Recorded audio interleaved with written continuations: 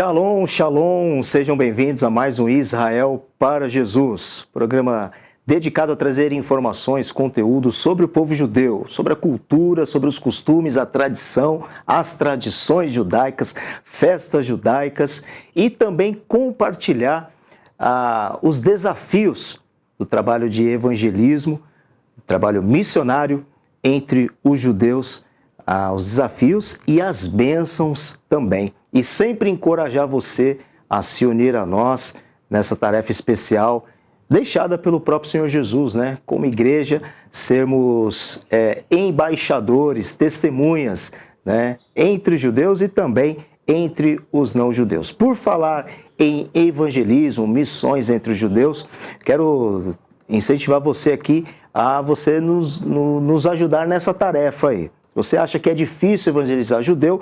Eu quero desmistificar isso aí, né? E quero já derrubar esta ideia, né? Mas é muito fácil. Como você pode fazer? Nós temos, dentro das nossas iniciativas, o site omessiasjudeu.org. omessiasjudeu.org. É um site onde você tem, dentro dessa plataforma, vídeos de testemunhos de judeus, né, de fala portuguesa, judeus brasileiros. Temos testemunhos também de judeus de outros países, mas com legenda também. E a ideia é que seja contado o testemunho de vida e de conversão. São judeus crentes que estão dando seu testemunho de terem encontrado Jesus, o seu Messias, o seu Salvador, o seu Remidor. E a ideia é que esse conteúdo chegue, né, nas mãos de judeus que precisam ouvir a respeito de Jesus. Então a tarefa aí é fazer circular por meio das redes sociais, por meio, né, aí das nossas ferramentas de comunicação, divulgar esse site para que a gente possa, através dele, fazer Jesus conhecido entre os judeus. Então você pode, né, divulgar por meio das suas redes sociais. Se você conhece algum judeu, uma judia, seja na universidade onde você estuda, seja no trabalho, né, ou na sua vizinhança, ou de repente você tem na sua família judeus, né? Nós temos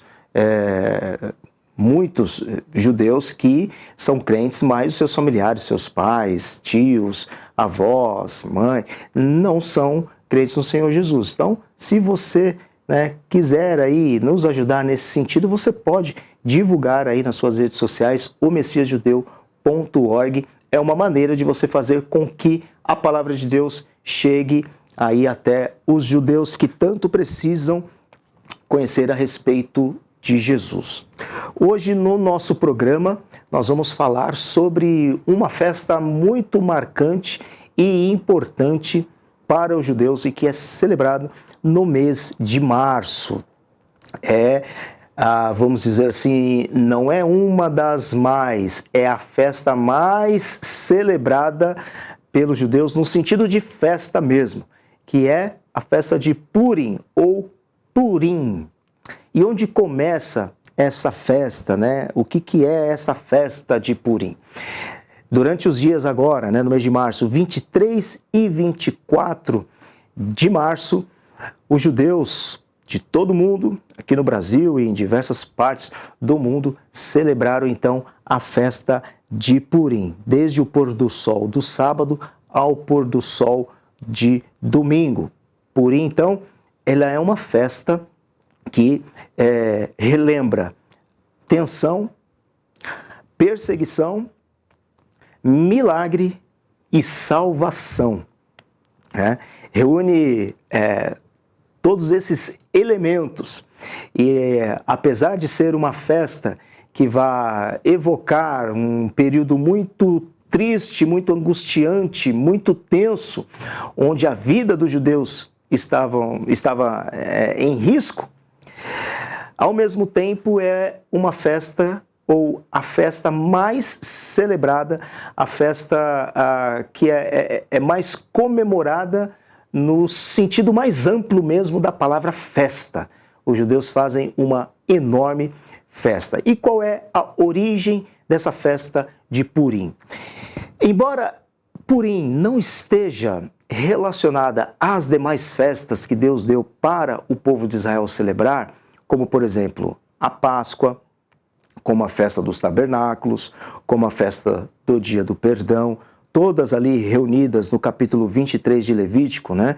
Nós temos ali 7 festas que Deus deu para o povo de Israel celebrar. Embora Purim não seja encontrada ali, Purim é uma festa bíblica. É uma festa que nós encontramos no livro de Ester. É lá que nós temos a origem, então, desta festa importante para o povo judeu. Vamos fazer aqui uma recapitulação, né, desse livro tão interessante e curioso, esse livro bíblico, livro de Ester, que apesar de não ter a menção, né, do termo Deus em nenhum momento do livro, nós vemos Deus trabalhando nas entrelinhas e atrás dos bastidores para preservar o povo judeu. O povo judeu nesse período, né, estava ali passando por um momento extremamente delicado e nós vamos ver isso agora. Nós estamos então na época do rei Assuero. Quando abrimos as páginas do livro de Ester, a gente já se encontra aí com o nome, né? Isso já marca algo importante e já consegue trazer aí algumas datações de quando isso está acontecendo. Então Assuero, ele está reinando ali, né, nesse momento do Império Persa. E você tem aí já a Ester, que leva o nome do livro. Ela já está numa situação aí nos primeiros capítulos, ela já está como a rainha ali do império, né? Porque Vasti, né, que antes era, né, a rainha do império, ela então não decidiu comparecer, né, a uns eventos importantes lá, fez birra e aí ela foi, né, retirada dessa posição e foi escolhida uma nova rainha lá. Então Ester, né, uma judia, filha adotiva de Mordecai, que também vai assumir um papel muito importante na história bíblica nesse período. Mordecai era, né, um judeu também. E aí, então, ela é colocada nessa posição como rainha. Então, a gente tem Mordecai, que é pai adotivo aí de Ester, que nesse momento está numa posição muito elevada dentro do império. E aí a gente tem também Amã. E esse aí é uma espécie de primeiro-ministro. Ele foi colocado nessa posição, escolhido pelo rei. E aí acontecia o seguinte: em determinado momento, sempre, né, lá que ele aparecesse, em determinado momento, as pessoas tinham então que se prostrar diante de Amã. Mordecai não gostou dessa situação. E aí falou assim: não vou me prostrar a homem nenhum, né? Isso aconteceu uma vez, aconteceu a segunda vez, e isso começou a irritar então Amã, porque via que tinha ali um homem que não se prostrava diante dele, né? Então ela ficou com o ego ferido e disse: não, alguma coisa aí tá de errado. E aí Amã soube então que Mordecai era judeu, e aí procurou então acabar não apenas com a vida de Mordecai, mas com a vida de todos os judeus. Então ele decretou, fez um decreto, levou isso ao império para dizer o seguinte: olha, vamos matar todos os judeus, vamos aniquilar e destruir. O texto bíblico é bem forte, né? Usa a expressão, né, que eles usaram lá: matar, aniquilar, destruir, né? A ideia era riscar os judeus mesmo do mapa, né, para que não sobrasse nenhum. Então a ideia era, esse foi o decreto, né? Isso chegou então aos ouvidos de Ester, e era alguém dentre os judeus que poderia fazer alguma coisa, uma vez que ela tinha então essa posição elevada, né, dentro do império. Então, antes disso, ela reúne o povo, pede para que jejuasse e intercedesse por ela. Então o povo vai jejuar aí por cerca aí de 3 dias, né, e vai orar por ela. Ela está com medo de entrar, né, diante de Assuero, num momento aí impróprio, que não era um momento natural dela estar presente, e qualquer um que adentrasse a presença do rei sem ser dentro de um período ou sua autorização era passível de morte. Então ela estava colocando a vida dela também em risco para poder salvar a vida de todos os judeus. Então a forca já tinha sido, né, plantada para os judeus, né? Já tinha lá toda essa conspiração, e Esther então vai fazer que chegue essa informação até o rei Assuero. E aí Assuero então, a Esther então, né, procura fazer lá um encontro, né, onde também Amã pudesse estar presente, o rei Assuero, para que pudesse então falar lá quais eram os intentos ali de Mordecai. Antes disso, Assuero pediu que trouxessem para ele um livro muito importante da época, né, Livro dos Feitos Memoráveis. Era uma espécie de um diário, um registro onde as atividades, onde as coisas eram feitas ali durante o Império. E ao ler este livro, Assuero descobre que o judeu Mordecai tinha sido aquele que tinha denunciado 2 homens que estavam intentando contra a vida de Assuero. Quando Assuero sabe disso, ele falou assim, poxa, olha o que está escrito aqui. Então, quer dizer que esse Mordecai, ele, então, que desvendou toda essa questão aqui e me livrou da morte, porque agora estou sabendo que haviam pessoas que queriam intentar contra a minha própria vida. Então ele chama Amã e fala assim, Amã, pense aí quem seria o homem aí que pudesse ser mais honrado aqui no nosso império. Amã, o texto bíblico diz que ele pensou com ele mesmo e disse, bom, deve ser eu, né? Foi colocado como primeiro-ministro, então ele deve estar se referindo a mim. Aí ele, sim, senhor. E aí Assuero continua, olha, você vai preparar, né, um manto especial, né, vestes especiais, e você vai honrar e você vai colocar essa pessoa em posição de destaque. Vamos fazer uma grande celebração. Mal ele sabia que era Mordecai a quem ele estava tentando, né, matar. E aí quando então Assuero diz para ele que era Mordecai, né, aí ele não podia voltar atrás, né, a ordem do rei, então Amã, né, teve esse desprazer de poder ali honrar a vida de Mordecai. E aí Amã ficou extremamente triste, foi falar com a esposa, ficou totalmente decepcionado. Resumindo a história, Esther então faz Assuero saber aí quais eram os reais intentos aí de Amã, que era matar Mordecai. Assuero não concorda com isso, porque Mordecai tinha livrado ele também da morte, né? O próprio rei Assuero. Então, o que vai acontecer? Assuero então vai decretar a morte de Amã. Então, a forca que ele tinha preparado para a morte de Mordecai e depois, consequentemente, de todos os judeus, foi justamente utilizada para a morte do próprio Amã. E aí, depois então que as coisas entraram aí no eixo e que os judeus foram preservados da morte, porque aí os judeus foram então enfrentar aí uma batalha, porque tinha todos as pessoas que tinham aí acatado aí as estratégias, né, de Amã para aniquilar, eles estavam todos postos e estavam todos preparados, soldados, para poder matar os judeus. E esse embate aí ele aconteceu. Mas Assuero então disse para os sátrapas, para todos os governantes, para que ficassem ao lado dos judeus e não dos inimigos que viriam para matar os judeus. Então, houve esse embate, houve esta guerra, e os judeus, então, derrotaram todos os seus inimigos. E a paz, então, voltou a reinar, e Assuero, então, decretou que os judeus tinham o direito de se defender durante o seu império dos ataques dos seus inimigos, e seria, então, um aliado dos judeus por conta de toda essa história aí que acabou se desenrolando durante esse período registrado no livro de Esther. E é justamente aqui que vai surgir a festa de Purim, né? Celebrada pelos judeus aí até os dias de hoje. O que significa o termo Purim? Vem da palavra pur, significa sortes, né? E Purim, então, é o plural de pur, né? Então, no capítulo 9 do livro de Esther, é onde aqui nós temos a origem dessa festa.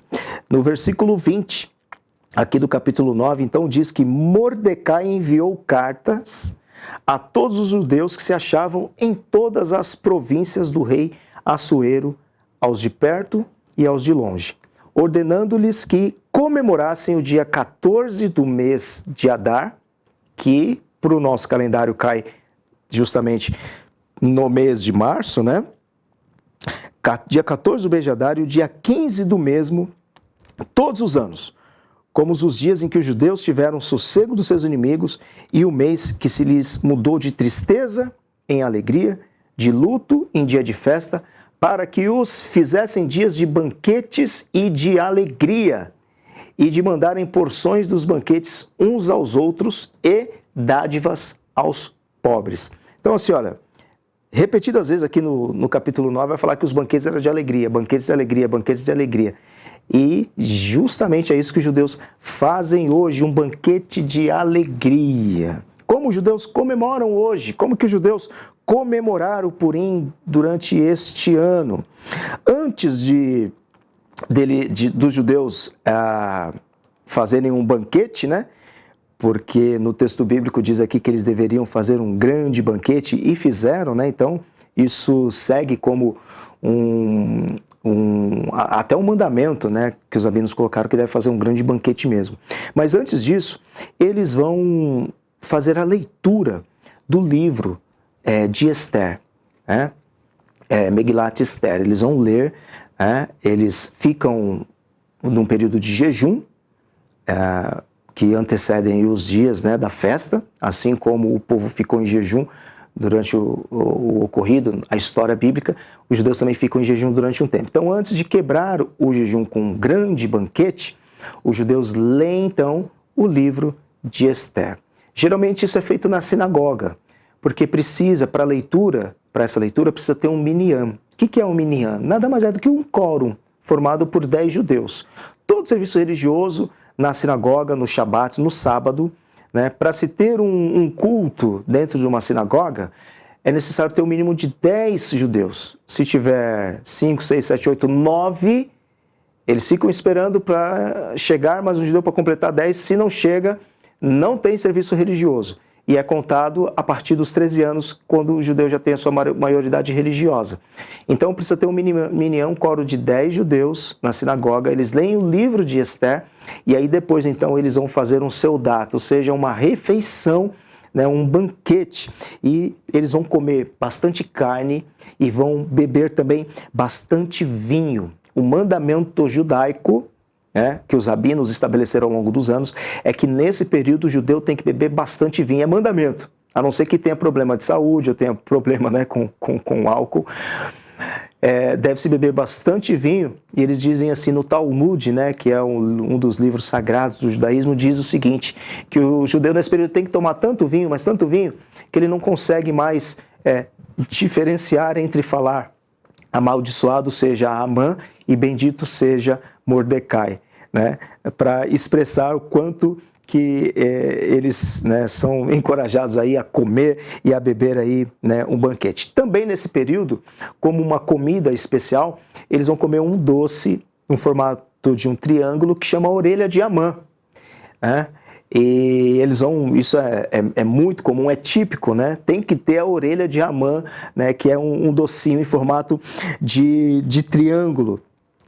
Então eles vão aí celebrar, as crianças elas vão se fantasiar, usam fantasias, geralmente da rainha Esther e de Mordecai também, tem muitos adereços, né, muitos enfeites em casa ou no lugar onde eles estão celebrando, tem muitos confetes, apitos, né, e instrumentos, né, de som, porque durante essa celebração, quando o nome de Amã é falado, as crianças eles fazem muito barulho, né, com chocalho, com apito, gritando para abafar, né, o nome de Amã, né, que era aquele que queria destruir o povo judeu. Então essa é a festa que, vamos dizer que é a festa mais secular dentro do judaísmo. É como se fosse uma festa de carnaval, né, guardada as devidas proporções, né? Mas tem fantasia, tem adereços, tem muitas coisas, né? Instrumentos que eles vão fazendo no som lá, né? Eles fazem uma bagunça meio organizada aí na festa de Purim. Então, quais são os mandamentos aí, né? Quais são as mitzvot que os judeus têm que observar, os judeus religiosos, durante esse período?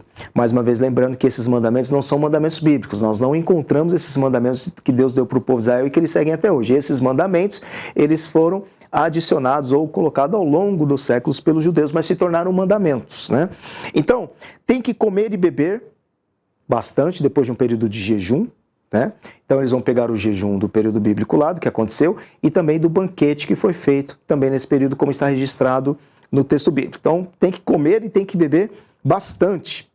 Também é mandamento fazer a leitura do Megilat Esther, que é o pergaminho, né, do livro de Esther, como disse, na presença, né, no mínimo, presença de 10 judeus. Eles vão também enviar presentes, geralmente um tipo de alimento a um amigo, né? Então isso também é muito comum, né, essas doações que são feitas. E também dar uma doação, tzedakah, né? É uma doação, geralmente uma quantia em dinheiro, que é dado também para um amigo, para uma pessoa próxima, conhecida, ou até mesmo desconhecido, né? Ou também essa doação pode ser em forma também de alimento, pode ser em forma de roupa ou algum acessório.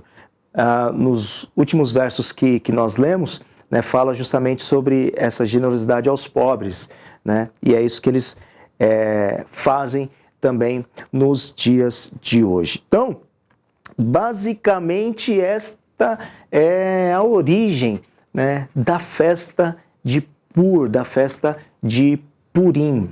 Este é um evento bíblico, é um dos registros bíblicos onde, de uma forma mais organizada, a gente vê o antissemitismo. A gente muitas vezes pode pensar que o antissemitismo está presente, né, só no período pós-bíblico, no nosso mundo contemporâneo, mas no período bíblico, né? E aqui foi realmente a tentativa de um genocídio, né? Algo realmente organizado, tramado, né? E o texto bíblico vai trazer ali que havia ódio mesmo, né, de Amã para com os judeus. E a ideia era que matasse homens, mulheres, crianças e idosos. Era mesmo extirpar os judeus da face da terra. E aí é onde nós vemos a atuação de Deus preservando os judeus, né? Como disse, embora o título lá, né, o termo, a palavra, né, e nem o nome de Deus é citado no texto, né, a gente vê Deus atuando nas entrelinhas e fazendo com que o povo pudesse ser preservado. Por quê? Porque as profecias messiânicas que já estavam registradas na Torá e ao longo das escrituras bíblicas até esse período, já estava dizendo qual era a linhagem por onde o Messias, o Salvador da humanidade, viria. E viria por meio dos judeus.